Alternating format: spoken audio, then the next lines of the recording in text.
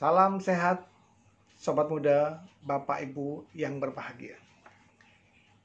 Pada kesempatan kali ini, saya mau membicarakan tentang rasa sedih. Kalau ditanya sedih, pasti semua orang pernah mengalami kesedihan. Baik, untuk mengawalinya, saya akan membacakan kitab suci Dhammapada, syair 239 yang berbunyi sebagai berikut. Secara bertahap, orang bijak sedikit demi sedikit dari waktu ke waktu, laksana pandai logam membersihkan perak. Hendaknya membersihkan kekotoran batin sendiri.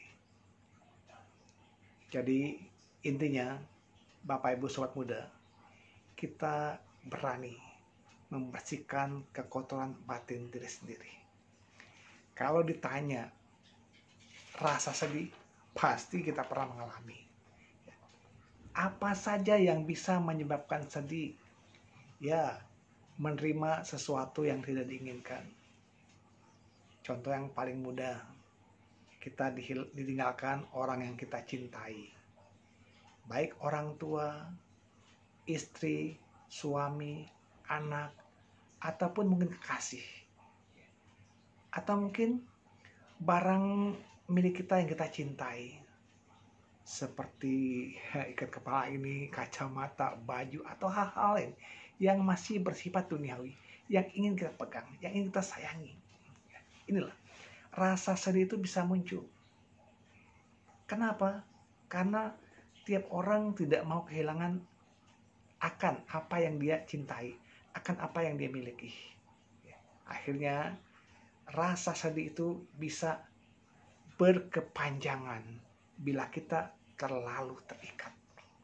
Sebagai contoh, kehilangan orang tua, papa, mama, papi, mami juga bisa menimbulkan rasa sedih. Kenapa? Karena mereka begitu dekat dengan kita. Mereka membimbing kita, melahirkan kita, membimbing dari kecil hingga saat ini. Lalu beliau meninggalkan kita. Itu adalah hal yang pasti. Karena hal pasti, ya kita bisa menerima sebagaimana adanya. Betul, kesedihan adalah hal yang pasti. Tetapi, apakah setiap orang bisa menerima rasa sedih itu? Tinggal bagaimana kekuatan kita terhadap objek yang kita cintai. Itu. Makanya Bapak Ibu sobat muda, rasa sedih memang pantasnya, sepatutnya kita renungkan. Berpisah dengan yang kita cintai adalah hal yang pasti dan kita tidak bisa menghindarinya. Lalu bagaimana ketika rasa sedih itu muncul? Apakah kita biarkan saja? Ya, tentu tidak ya. Ini dari beberapa buku-buku dan sumber-sumber yang saya dapatkan. Yang pertama adalah kita harus mengakui kita itu sedang sedih. Kita harus mengakuinya. Oh, saya sedang sedih. Sadar. Jangan sampai kita tenggelam dalam kesedihan itu. Sadar. Saya sedang sedih. Misalnya, ketika kehilangan mama, papa. Sadarlah. Apalagi begitu di depan jenazah beliau, kita mendengarkan lagu Ampunlah ibunda segala kesalahan yang telah kubuat pada masa yang lalu, karena ku belum sadar. Pak Edi sendiri yang pernah mengajar mata pelajaran agama Buddha, saat mama meninggal, dinyanyikan lagu itu, aduh, berlinang air mata. Kenapa? Karena orang yang kita cintai telah meninggalkan kita. hanya saja, sobat muda, Bapak Ibu, kita jangan terlalu panjang larut dalam kesedihan. Sadari, ini adalah hal yang pasti. Kemudian, tentu saja, kita renungkan apa yang membuat kita sedih. Ya, karena kehilangan orang tua kita, kekasih kita, benda yang kita sayangi. Memang berat melepaskannya, berat melupakannya. Ya. Masih teringat dalam bayangan saya